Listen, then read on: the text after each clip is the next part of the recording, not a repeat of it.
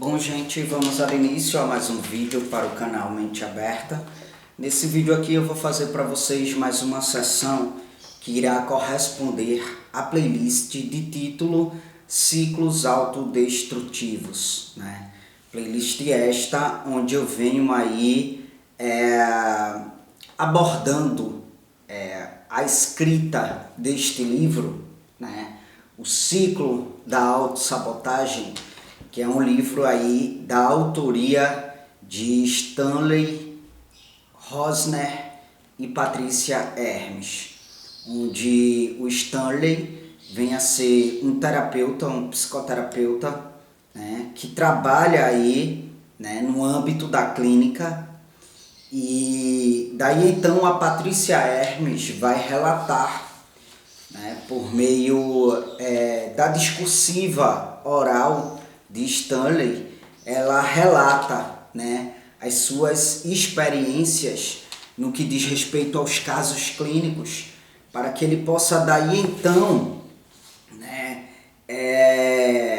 explicar o porquê que repetimos certas atitudes, né, atitudes que destroem a nossa relação com o outro, né, atitudes que nos fazem sofrer, sabe?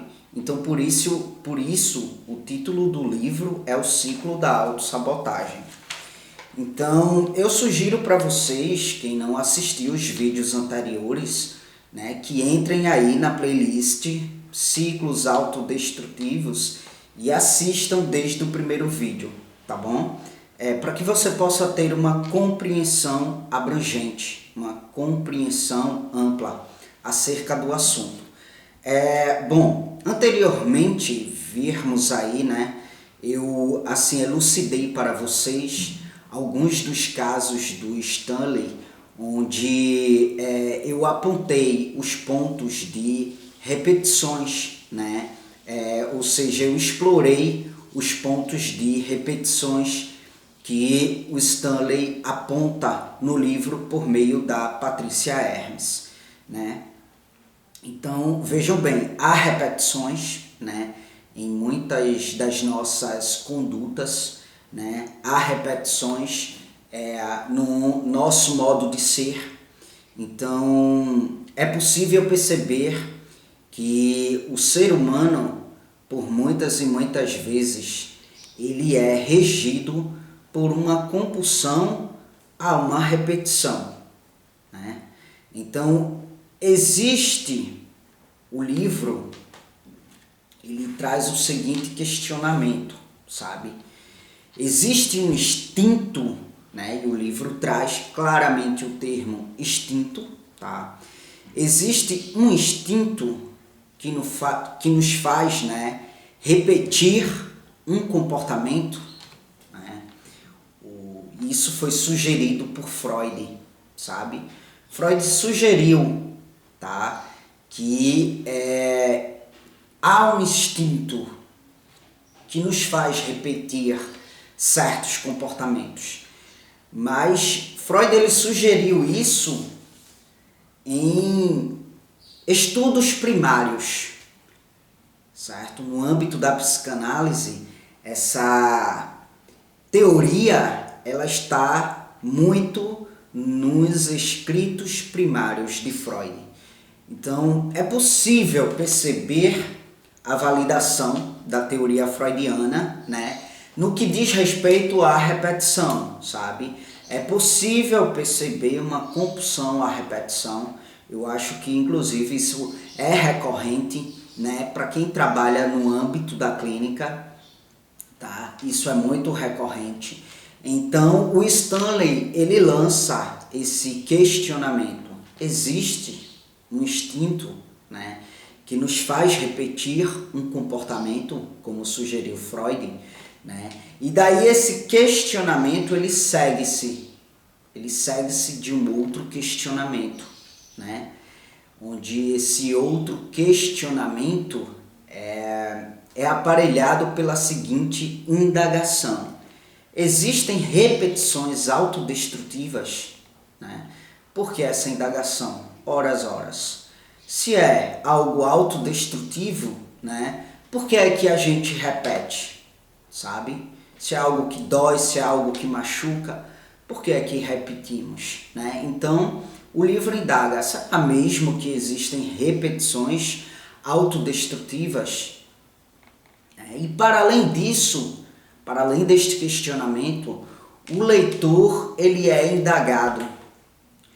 Como explicar, além das repetições de atos autodestrutivos, né, a repetição de experiências dolorosas em sonhos, em memórias, né?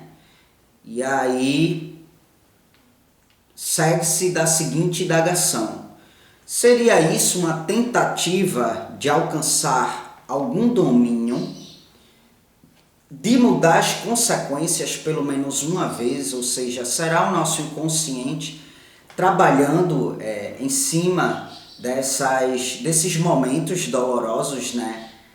Numa tentativa fantasiosa de querer mudar alguma coisa naquilo que foi tão doloroso, né? Em uma vivência empírica mesmo, né? Um exemplo, eu vivi uma relação abusiva, né? Daí eu saio dessa relação e eu entro em uma outra relação e eu percebo que a pessoa atual tem atitudes abusivas similares à pessoa anterior, mas me permaneço, apesar disso, eu me permaneço nessa relação. Então, o que é que me faz permanecer na relação? Se é algo sofrido, se é algo doloroso, né? Se é algo angustiante, se é algo que detona o psiquismo, o psicológico, né? Então, por que essa permanência? Será que isso é uma tentativa inconsciente, né, de mudar as consequências dessa autodestruição? Né? Ou será que essa repetição em si, mesmo que dolorosa, ela oferece um ganho particular? Né? Pois bem, gente, eu amo esse livro porque ele é bem, como é que eu posso dizer? Ele é bem amplo nessa questão, sabe? E eu acho que é uma ferramenta bem importante para ampliarmos os nossos estudos acerca dessa temática, entende? Então eu irei discorrer um pouco para além do que está no livro, sabe? Com base nas minhas leituras acerca da psicanálise, tá bom? Vejam bem, o que é que acontece? Freud, ele pensou ter conduzido uma solução, né, a essas questões, a essas indagações que estão aqui expostas no livro, né? Ele pensou anteriormente, nos momentos primários da psicanálise, ele pensou ter conduzido uma solução a essas questões. E ele pensou isso com base em um trabalho que foi feito com os veteranos da Primeira Guerra Mundial, entende? Ele descobriu que os homens que estiveram, né, na Primeira Guerra Mundial, Freud descobriu que eles sonhavam com as atrocidades vivenciadas durante a guerra, né? E aí isso levou Freud a ter uma noção de Thanatos, entende? Que trata-se aí da pulsão de morte, sabe? Então, a partir daí, Freud ele vai discorrer sobre a pulsão de morte, entende? Que é um conceito que gera uma confusão dentro da abordagem psicanalítica. Por quê? Pois bem, porque a priori, Freud ele desenrola o conceito fazendo dos conflitos psíquicos um conflito de ordem instintiva. Entendam, o conceito primário acerca da pulsão de morte leva a um entendimento de que os conflitos psíquicos, né, são da ordem do instinto, entende? E aí, sendo da ordem do instinto, trata-se de algo inato, trata-se de algo biológico, né? Porque o instinto, ele diz respeito ao biológico. Então, sendo algo inato, sendo algo biológico, então esse conflito torna-se algo insuperável, entende? Então, com isso, o conceito de pulsão de morte passa aí a ser problemático, passa a ser complexo. Mas o que é que acontece? Esse conceito sofre uma evolução, sabe? Eu não sei como que vai ser o desenrolar do livro acerca dessas indagações, porque aqui foi feita a seguinte indagação, né? Existe um instinto que nos faz repetir um comportamento? Então veja, isso aqui é muito primário da psicanálise, né? Tá? Isso aí está nos momentos primários da psicanálise, entende? Como eu estou dizendo, esse conceito, ele sofre uma evolução. E aí, para quem se atém aos escritos primeiros da psicanálise, né, e não busca estudar a evolução do conceito, porque muitos conceitos da psicanálise primária evoluíram, entende? Então, quem se atém aos escritos primeiros, aos escritos muito clássicos da psicanálise, acaba caindo na armadilha,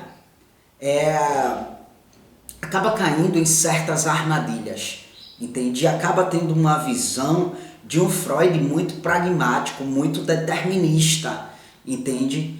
Mas, como eu estou dizendo, os conceitos eles sofrem uma evolução, né? E quem não busca estudar a evolução acaba assim acreditando que Freud equivocadamente atribui, né, o que é da ordem do psíquico ao biológico e, portanto, algo insuperável.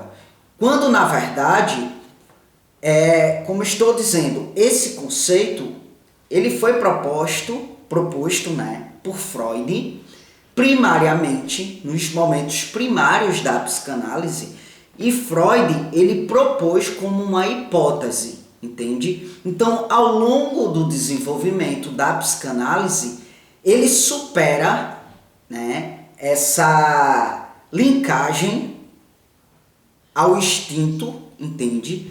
E aí, ao longo do desenvolvimento da psicanálise, ele separa a pulsão daquilo que é instinto, entende?